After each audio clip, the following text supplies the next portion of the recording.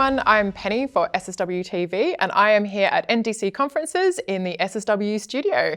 With me I've got Sammy Herbert from 6Pivot, who is the Head of Developer Experience. How are you doing today? Good, thank you for the introduction. No worries. I'm actually really excited that we finally have got to meet because, as I mentioned to you earlier today, I've been following you for a long time on LinkedIn. I love your content, and I'm just excited to have a chat about, recruitment and diversity and all the things that always pop up when you're looking for developers. Oh, thank you. I was excited to meet you today on the floor. I was like, oh, when I saw you on Twitter, I was looking forward to when I got to meet you in person. So exactly. now... Yeah, I was really excited when I saw you were here. So This is great. I'm glad we're finally getting to chew the fat. Worlds are colliding. Yeah.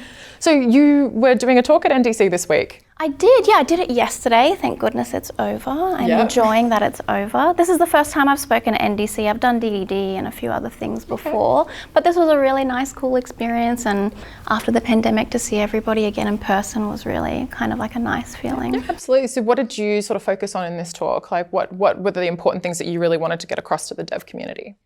This talk was more around 6Pivot's journey, I suppose, for the last 3 years and our focus on an inclusive strategy. So the intention of my talk was, one, to address that, but then also secondly, what are the inclusive strategies to enable that? And really the backbone of diversity and inclusion is to foster diversity of thought. And so how do organizations enable that? And so 6Pivot has been recognized with a good amount of awards around flexibility, diversity, inclusion, employer and choice. And we're really proud to have some of that recognition. And so we wanted to pay that forward and say, hey, these are some of the things that have worked for us. We hope that you can be able to implement those same things in your organizations as well. What would be a good approach for a company that is trying to improve that diversity without bringing in some tokenism? Yeah, I think it's a two-pronged approach. So I think there's an attraction strategy as well as a retention strategy. We need to appreciate, when I looked at the statistics lately for software development in Australia, the amount of Australian software engineers that we have that are women are 18%. It is quite low. I've noticed that as well. And so I want to respect that number there, but I also want to respect that there's a pretty well-known statistic that says that roughly 50% of women leave their roles in technology around midway of their career. Right. So firstly, we have a shortage in the pipeline entering, but then we have quite an excess leaving. Is it because they find it difficult to get back in after they've, say, had to have, not had to have, but have had children? And, things have changed in their lives where the pressure has been put on them to maybe take a little bit of a step back? Yeah, so there was a hypothesis around that and it was investigated a fair bit, and it was found there were a couple reasons. So one being unfairness, and that's generally around performance management and the feedback that typically women get feedback that's not actionable.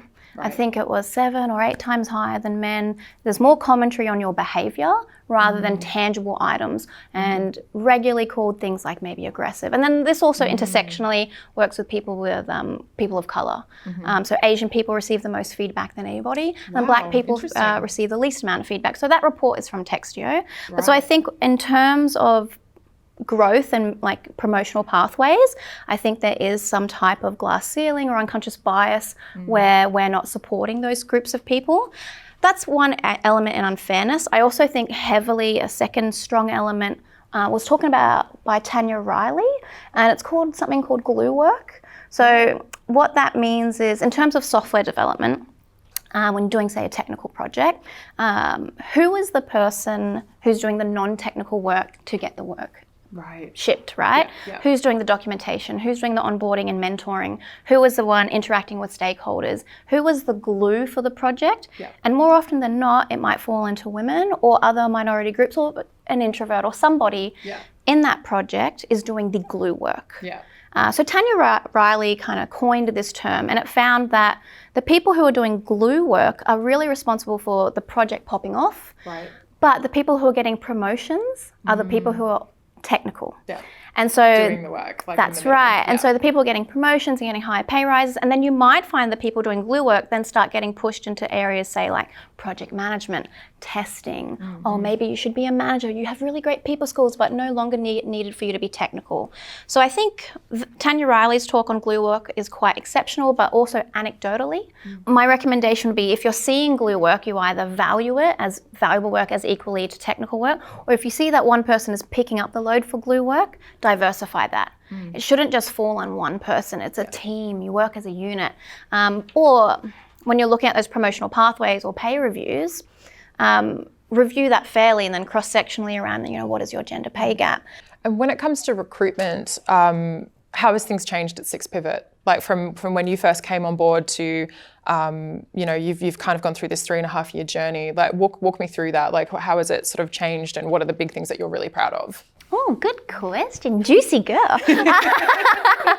I think we've done small things like we've communicated our employer branding a lot better. So 6Pivot has some incredible initiatives, policies and practices that not many people knew about. Yeah, so a good example was switcheroos. So our team could always switch a public holiday for when it suited them.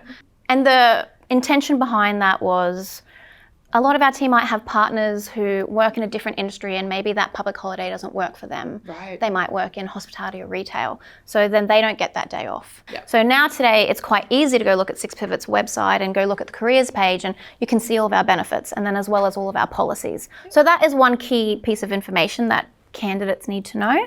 And then we started doing things like gender neutral job ads. We blinded our code puzzles so that people, when they went through our interview process, they knew that it was fair and unbiased. Oh, that's awesome. We have standard interview questions. We have multiple people on the interview panel. There's diverse people. And if there's a no, you need multiple people for a no, but only one person for a yes. You could get one thing across to other companies that you think is really successful and a really good way of building that inclusivity. What would you say to them? I would say that they need to implement a feedback culture, because remember, the intention of inclusion is to foster innovation. And so if people feel safe to give feedback or share ideas, which is the intent of diversity, is different people, different ideas. And Feeling safe. yeah, not just gender, but introverts, extroverts, people who have all these different backgrounds, are they capable to actually give their idea? Yeah. And what is the environment that you've set? And I do think a feedback culture is the backbone of that. Yeah, that's awesome. Thank you so much for joining us today. This has been Penny Walker for SSW TV.